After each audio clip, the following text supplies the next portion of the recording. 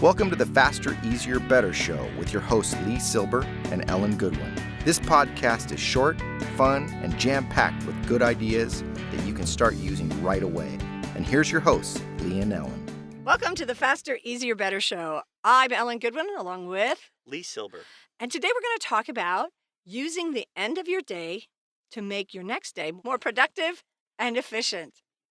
So, here's my thoughts on it, Lee, and you jump in anytime you want to talk about it. You don't need to tell me that. I'll do it anyway. I know you. But thanks for giving me permission. Yeah. Well, what I'd like to say is, at the end of the day, whether it's your actual physical day or the end of your work day, it's really helpful just to take 5 minutes. You can set a timer. Oh, boy. But just take 5 minutes and look back on your day. Think about what worked, what didn't work, what would be better tomorrow. And you can write down what you want to get done.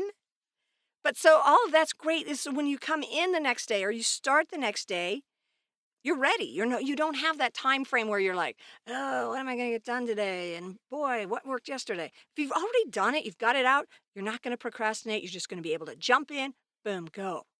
Boom, go. Boom, go. Well, let me give you my boom, go. Okay. And that is, I feel like the end of the day is a chance to end on a high note. Not get high, but end on a high note. By saving those super easy things that you could do just real quickly.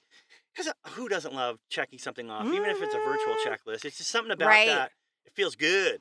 Yeah. So I like to save my easy stuff for the end of the day. And then that's a bam, good bam, idea. bam, bam. And then I'm like, oh my God, I'm so successful. Look at me. Yeah. Look what I did. And that's good. And then along the same lines of starting the day, I think Sunday is the day where you could set up for the week. So Sunday night, before your head hits the pillow, what is it? What's my theme for the week? What do I got to get done this week? What am I focusing on this week? What's important this week? And going into Monday, which assuming most people do kind of have that regular work week, it's nice to know at least, some things are constant. Every Monday it's something. But what do I want to get done this week? And then if you do that 52 times out of the 52 times a year minus your vacation time, you are efficient. You're super efficient. One of the other things I really like to do at the end of the day, and I love the idea of knocking things off, is to visualize what I want to get done the next day. Not like in a woo-woo kind of way, but just like, okay, I'm gonna go to this coffee shop to write. What could go wrong? I might have some problem, something might trip me up at home that I don't get out the door. And what was that tripped me? Oh, I didn't get this done. So when could I do that? So just look ahead and think about what could go wrong. Kind of what if scenario. In a what if scenario, and then plan your, workarounds for that so you don't get tripped up. What if I can't find my car keys? Well, then why don't you make sure they're on the tray by the front door? It could be that simple, but think about what could trip you up. I think that's good. I mean, I am a boater, and before we go out to sea, I always say, what possibly could go wrong? Right. And so, and now I apply that for my speeches. I bring 2 of everything, just in case something goes wrong. And I feel like that would be inefficient to have to run to Radio Shack to buy another dongle. As one would. Yeah. Wow. So they say a pro musician has 2 rigs at all times. Yeah, exactly. 2 amps, 2 guitar amps, some way to get the job done if everything fails. And let's face it, something's usually going to go wrong. It's what hope for the best, but plan for the worst. And so that's not what this topic was about. We went a little sideways, but it's true that if you are somebody who's efficient, then you're going to think about all the things that could possibly go wrong and be prepared for it. So like a Boy Scout, like a MacGyver. Here, let me take you Swiss one Army knife. one higher than that.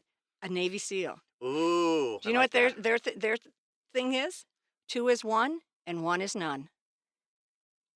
Think about it, because you've got two sets of rigs. Oh, right. 2 is 1 and 1 is none, because if something goes wrong, you got no rig. So there you go. I just trounced the Boy Scouts. Wait, I got one. No. It's better to be looking at it than looking for it. That's another Navy SEAL axiom that, if you not sure, should I bring, I might need it? Yes. Yes. Bring it. Bring it. But back to the original topic of Oh this yeah, segment. like planning out your day the night before. Yeah. Well, that's tie or in, whatever, yeah. doing But the and ending on a high note, I think that's a strong Yeah. way to, I especially like think on a it's Friday. great. Oh my gosh, Going into yeah. the weekend, just those easy tasks. Because what a lot of people do, and I'm not saying this is wrong, get your ducks in a row. So you do the easy stuff first, Yeah. and then you get to the hard stuff later. And you and don't if have that the works for you, willpower. fine. But it's most people.